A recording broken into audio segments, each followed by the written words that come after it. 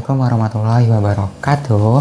Untuk sahabat rumah belajar semua, Bapak Ibu guru dimanapun kalian berada, dan siswa-siswi seluruh di Indonesia. Hari ini saya Yusuf Sodikin dari SMA Negeri 1 Kota Tangerang Selatan. Sahabat rumah belajar Profesi Batan tahun 2020 akan sedikit berbagi mengenai tentang rumah belajar. Tentu Bapak Ibu semua, sahabat-sahabat rumah belajar semua, adik-adik dari seluruh siswa Indonesia sudah pasti mengenal betul tentang rumah belajar. Nah, mungkin banyak yang belum tahu fitur-fitur rumah belajar itu seperti apa sih dan bagaimana cara menggunakannya. Nah, kalian bisa masuk untuk mencari tahu bagaimana rumah belajar ini menyediakan banyak konten tentang pembelajaran, materi-materi interaktif itu di belajar.kemdikbud.go.id. Kalian bisa cek di situ fitur-fitur yang ada di rumah belajar. Yang pertama di situ ada sumber belajar. Nah, sumber belajar ini Bapak Ibu guru terutama bisa memanfaatkan fitur sumber belajar untuk sebagai bahan di dalam materi pengajaran selama PJJ saat ini. Bisa di-download secara gratis, bisa Bapak Ibu gunakan untuk mengajar secara jarak jauh. Nah, untuk adik-adik dari tingkat PAUD, SD, SMP, dan SMA bisa menggunakan sumber belajar ini sebagai bahan referensi pembelajaran kalian apabila misalnya disuruh mencari topik tertentu. Nah, di sini sumber belajar menyediakan banyak konten materi-materi yang sudah tersaji dengan baik, bisa dengan video pembelajaran ataupun bisa dengan multimedia interaktif. Terus yang kedua ada yang namanya Laboratorium Maya. Nah, Laboratorium Maya ini disajikan secara virtual namun terkesan secara real kita lakukan. Nah, kalau adik-adik semua pernah melakukan eksperimen di dalam laboratorium, nah Laboratorium Maya menyajikan aktivitas-aktivitas percobaan-percobaan secara virtual.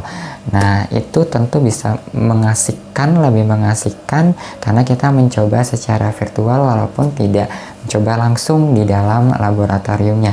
Tapi tentu asik dan fun-nya sama seperti kita melakukan di laboratorium di sekolah. Nah, terus selanjutnya ada yang namanya bank soal. Nah, bank soal ini terutama untuk adik-adik semua bisa dijadikan referensi bagaimana mempersiapkan pada saat penilaian harian, penilaian akhir semester, ataupun tes-tes yang dilakukan oleh Bapak Ibu guru di sekolah kalian.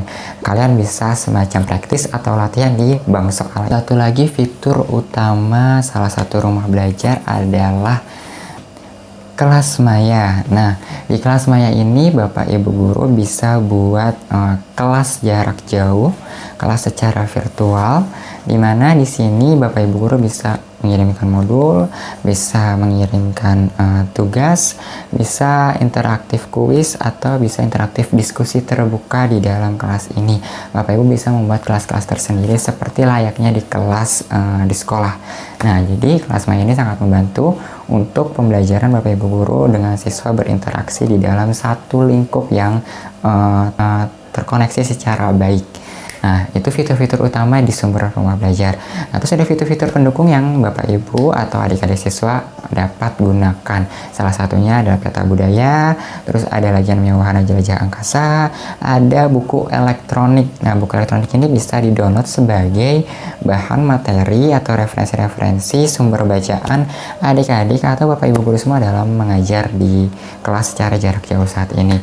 Terus yang terakhir ada karya dari bahasa sastra.